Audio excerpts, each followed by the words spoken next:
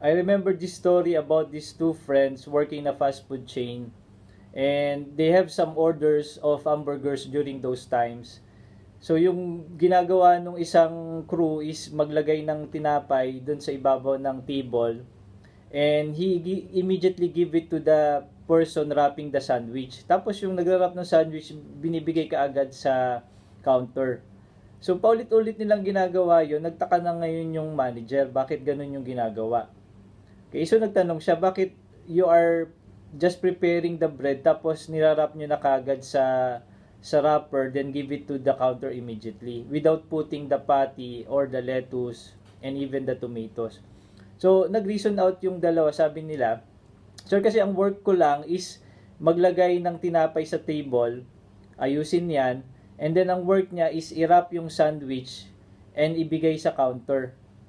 Unfortunately, sir, yung naglalagay ng patty or yung lettuce and even the tomato, absent po today. So just imagine kung kayo ho yung kakain ng tinapay na yon or nung hamburger na yon. Basically, kinakain mo lang is tinapay without the patty. May mga kilala ho ba kayong ganyan? Or even some of our friends think na hindi nila scope ng trabaho yan, so hindi ko gagawin. Or mas mapapagod ako pag ginawa ko yan, so hindi ko na siya gagawin. Or even saying that hindi yan part ng job description ko, kaya hindi ko na siya gagawin. Okay? Hi, this is Easy Foncardas for your easy thoughts, your inspiration for a successful and significant life. You know what you can do? Sometimes we need to give more effort on more effort na less yung expectation from us. Kaya lang minsan ang ginagawa ho natin, less yung effort, and then we are asking or expecting more in return. Like, less yung trabaho mo, tapos gusto mo malaking sahod, or less yung effort mo doing things, tapos gusto mo in return, mas malaki yung makukuha mo. Okay? And we don't want to do that. In order for your life to be successful, you need to excel on what we do. Giving that extra effort and expecting less on what we are doing will make our life easier and will give us less problem. Okay, ano yung mga pwede nyong gawin dyan? If you have a business, for example, you can give discounts to your clients without them knowing na bibigay mo yung discount na yon. And iba ho pakiramdam nun. If I'm the client, iba yung pakiramdam ko, magandang business ito because they are giving more on what I'm expecting.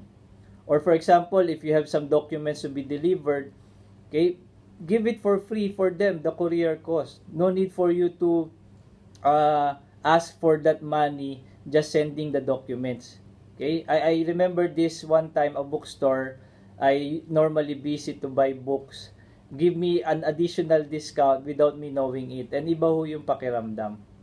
Okay? And also you can do, because our family really loves traveling, okay? You can make on yourself more photos, more videos for all your memories, because giving that extra effort along the line through these years po, makikita mo na yung mga photos na ginawa ninyo or yung mga videos na tinake ninyo will give more memory sa atin. Actually, my wife is also giving an extra effort to make our home a beautiful place to live in. Okay? Kung mapapansin nyo, ang bahay namin maraming photo frames. Actually, it's a home full of photo frames, or you can say photo frames with a home. Okay? Kasi mas marami pa ho yung photo frames na nag-occupy dun sa bahay namin. So giving that extra effort will make sure that alam niyo po yung pakiramdam na you are more fulfilled. Okay? Or if you are a salesperson, you can give that extra call to your customers, just say hi to them. Or if you want to add more compassion to people, you can donate to charity. Okay? If you want to have a better financial life, you can actually discipline yourself to save more money or to look for additional income so that you can increase your income, you can make sure na yung buhay mo financially is better. Okay? And lastly, I knew this story of Rebecca in the Bible. One time kasi, Abraham is looking already for a wife for Isaac, yung kanyang anak. And the head of the household, inutusan ni Abraham na pumunta dun sa malayong lugar para maghanap ng asawa for his son. Okay, so dinala niya yung camel niya, to be exact, 10 camel, to look for a wife for Isaac. Okay, and during those travel, napagod sila. They put the camel on the side, tapos nagpahinga siya sa tabi ng balon or well.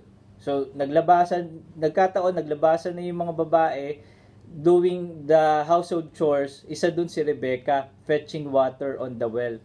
So sa nakita ni Rebecca yung pagod nung household leader, so nag-offer siya to give water. But you know what Rebecca did after that? She gives an extra effort to ask and offer alam niyo yung household leader na magbigay ng tubig dun sa mga camels niya. And 10 po yun. Feeding a camel will give you around, you need to have 30 gallons of water po para mabusog sila, or 135 liters para lang sa isang camel. So times 10 pa yan.